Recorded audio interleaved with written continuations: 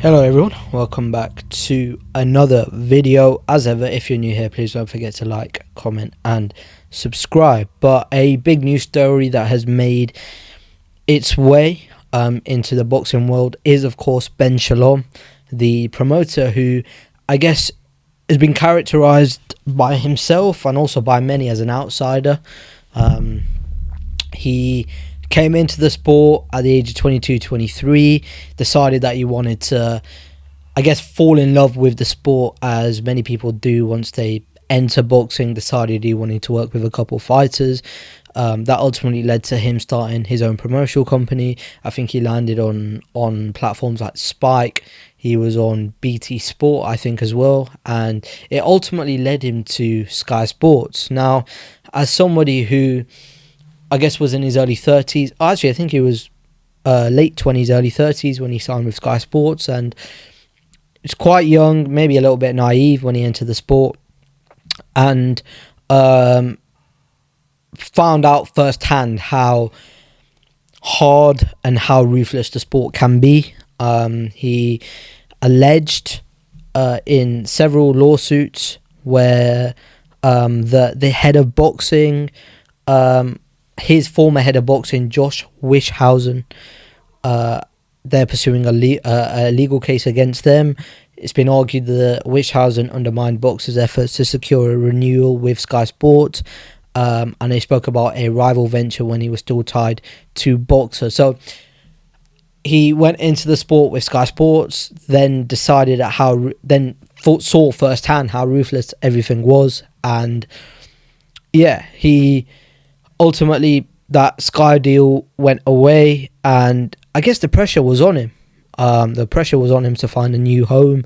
He had, I guess the big kicker was that many of the fighters that signed with him, so the likes of Joshua Buatsi, Jack Catchell was with him, Joe Parker, these guys were signed up to fight on Sky Sports, the major broadcaster. That was a big part of their deal, and as Boxer's deal came to a close, what's also, I guess, not spoken about as well is that they did have a co-broadcast deal with Top Rank, so they were having to compete with Top Rank for broadcasting space, etc. He also spoke as well on this recent podcast, Fight Your Corner.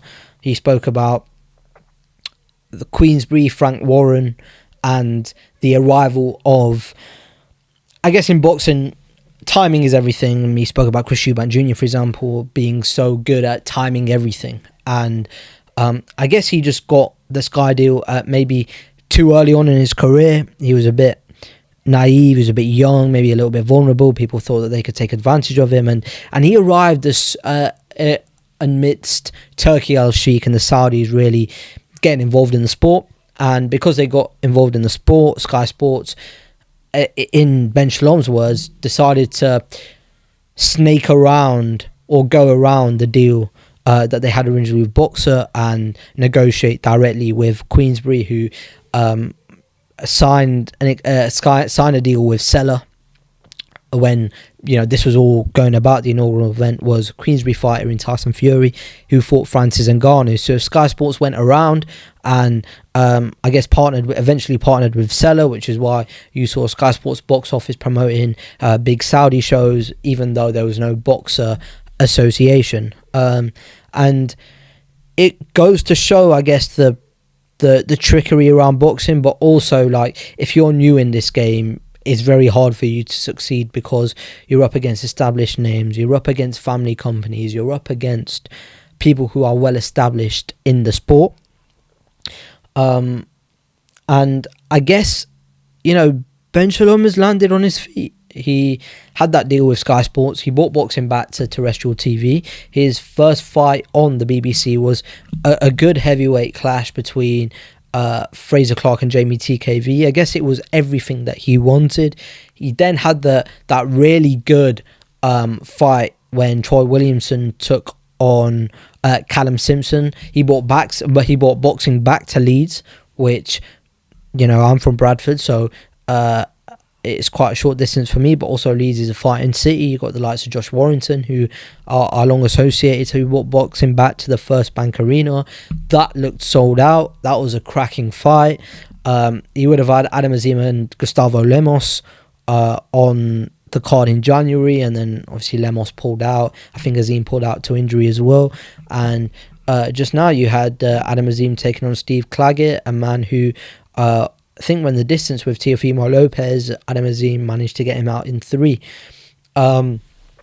So yeah, he has landed on his feet, and this also coincides with Boxer now signing with Dazn, and they've got they're joining the likes of Queensberry, Matchroom, Golden Boy, Top Rank, and now Boxer, which allows them to make the fights from happening. I guess that Dalton Smith fight and Adam Azim fight is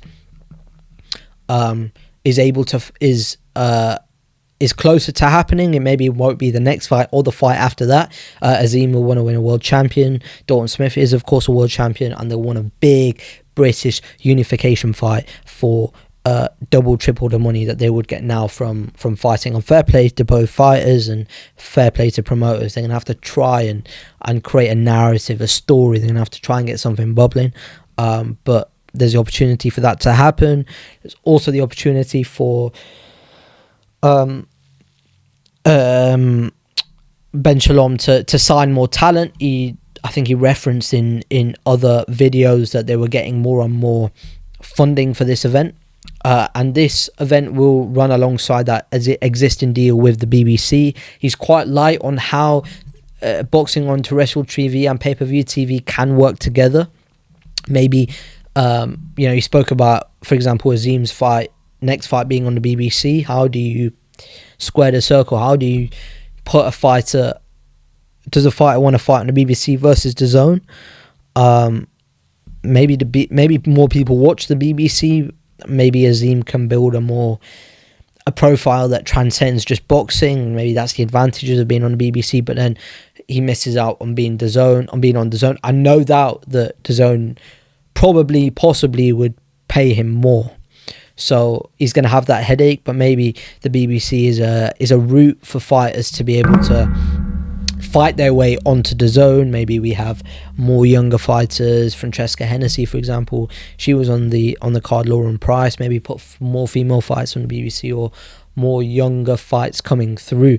And it leads me on to Boxer's current predicament with Zuffa, because they sought an injunctive relief when Chris Billham-Smith fought in that monster fight against Ryan Rizicki, and in Ben Shalom's words, there were 3 fighters that were on that card that were tied to Boxer in some way. So Chris Billham-Smith, according to this article on Yahoo Sports, Chris Billham-Smith claimed that his Boxer deal expired at the end of 2025. Shalom's company said Billham-Smith was in an exclusive negotiating period with them, and that Boxer had a matching right on him following that. I can't lie, the bit that this draws parallel to, although it might not be, it's not on the same level, and that is, was it Virgil Ortiz when he had that big public fallout with Golden Boy, where Virgil Ortiz's contract was centered around DAZN being the main broadcaster. Maybe there was something in, I don't know, I've not seen the contract, but maybe Chris Billham-Smith is arguing, well, there was something in the contract that said if Boxer's deal with Sky Sports was to go, then maybe he'd have freedom to move elsewhere. Shalom saying that's not the case, and that they had a matching right on him. And then interestingly, it also goes into Sam Hickey, who signed a long-term contract with Boxer and then announced his deal with Zuffa Boxing in May. So I don't know how you go at the start of a long-term contract to move to Zuffa.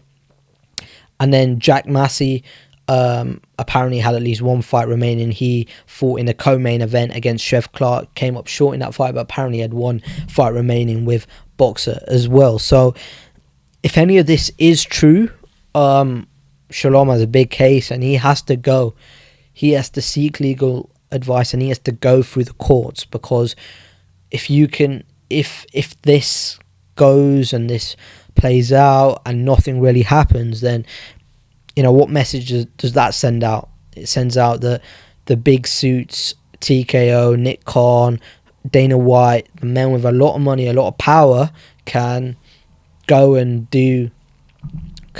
ultimately do what they want. So Ben Shalom has to dispel that narrative. But he's got this. Brings me onto current events now. He's signed a deal with Dazn, Troy Williamson, Callum Simpson. That fight is for the rematch. That took place in December, where Callum Simpson came up short. I think he was knocked 3 or 4 times down in the 10th, and then the ref ultimately waved it off in the 11th.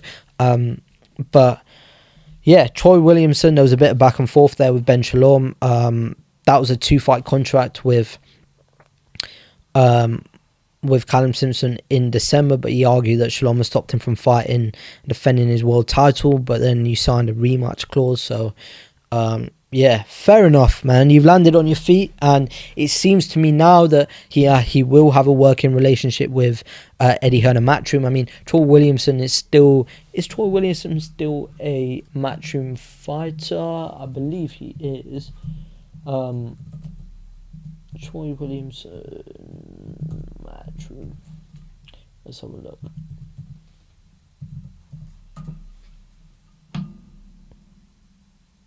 Yeah, he's a Matchroom fighter, so they are still working together. But again, if he wants to put on a fight in the States, he's gonna able to do that. I guess one of the things I'd like to ask him is, how many more fighters is he looking to sign? Is he looking to, how big is this budget? How many fighters is he looking to sign? And ultimately, is he going to be able to build a stable of fighters? Because if he can, and he can, maybe if you've had the stable of fighters that he had back then when he started Sky Sports to now, he'd obviously be in a much stronger position. But he's managed to land on his feet, and I guess now, if you're a young fighter coming through, you're a little bit more inclined to sign with Boxer now, because maybe you'll get out there more. Maybe you will. If you sign with a Boxer, you still get to fight a Matchroom or a Queensberry fighter or a Golden Boy or a Top Rank.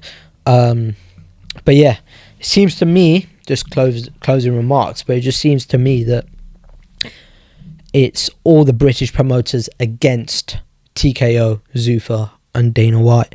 So yeah, quite an interesting turn of events, but fair play to Ben Shalom, someone who managed to come in the sport with no connections, managed to fall, get back up again, and now he signed his exclusive, and he signed a deal with Dazn. Thank you so much for watching. Make sure you like, comment and subscribe.